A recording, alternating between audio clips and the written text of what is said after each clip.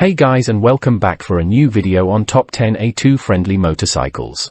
In this video I will give my thoughts on 10 examples of bikes that can be ridden on a A2 license. This list is composed of bikes that either has 48 horsepower or bikes that has 96 horsepower and therefore eligible for a restrictor kit. Let's get started then. The Kawasaki Ninja 250, 300 and 400 series of bikes are sporty and nimble small race replicas. First introduced as the Ninja 250. The bike later grew up to 400cc, all powered by a liquid-cooled, 4-stroke, dual overhead cam, parallel twin engine. They all differ in engine size and power output. Being reasonably priced from new and on the used market, it certainly is an interesting bike for new owners. Having a hard time with competing bikes in the same segment, it definitely deserves a spot on number 10.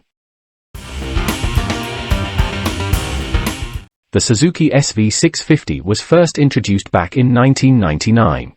Ever since, the bike has become beloved for good price and quality. Having been through several iterations, the bike has continued to be a bike that promises middleweight performance and great V2 sound.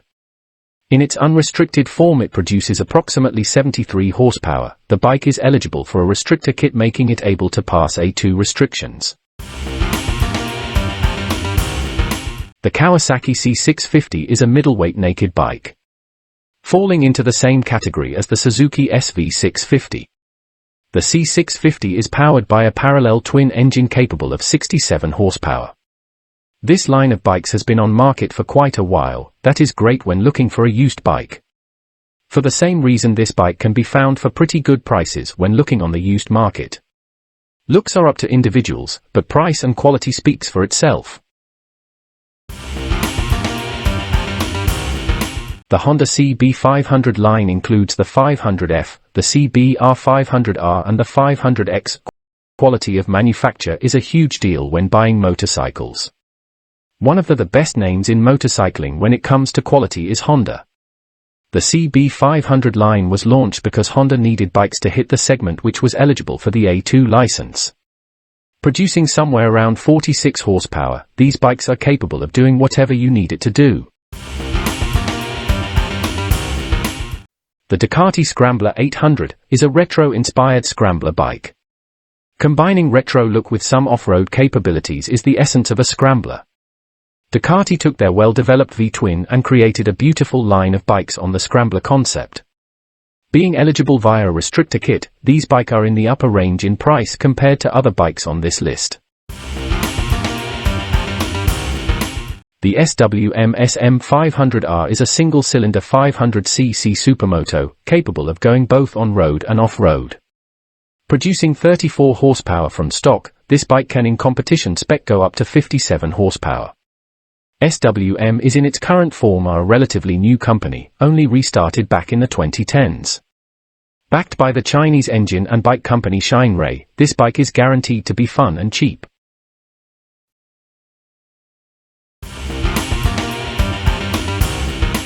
The Honda CMX500 Rebel is a 500cc cruiser. This bike combines the look of a bigger, bulkier bike, combined with the familiar 500cc middleweight parallel Honda engine.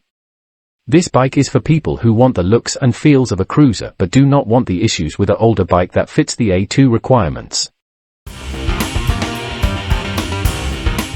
The Husqvarna 401 Svart and Vitpillen is a neo-retro bike. Its single-cylinder 4-stroke engine produces around 43 horsepower. Combining the neo-retro looks and small engine, this bike is perfect for the city rider who occasionally goes for a ride outside the city.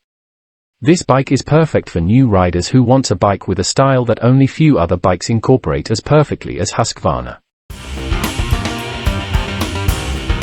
The Yamaha R3 is a small sport bike with a 321cc inline twin engine. This bike have gained a following because of the power delivery of this small sport bike. Capabilities like this bike had not been seen since the late 90s in the small 400 inline fours. The bike has been on market for quite a while, and therefore you can find this bike in a lot different price levels. The Honda CBR650R combines the sporty sound, sporty performance and the sporty looks from the Fireblade line. This however is not a Fireblade. The 650R comes from a lineage of bikes that comprise of price-sensible sport bikes. This bike gives you the full feel of a supersport without giving you the full danger close package. That is why this is my number one pick for an A2-friendly bike. Thank you for watching. Please like, comment and subscribe for more bike content.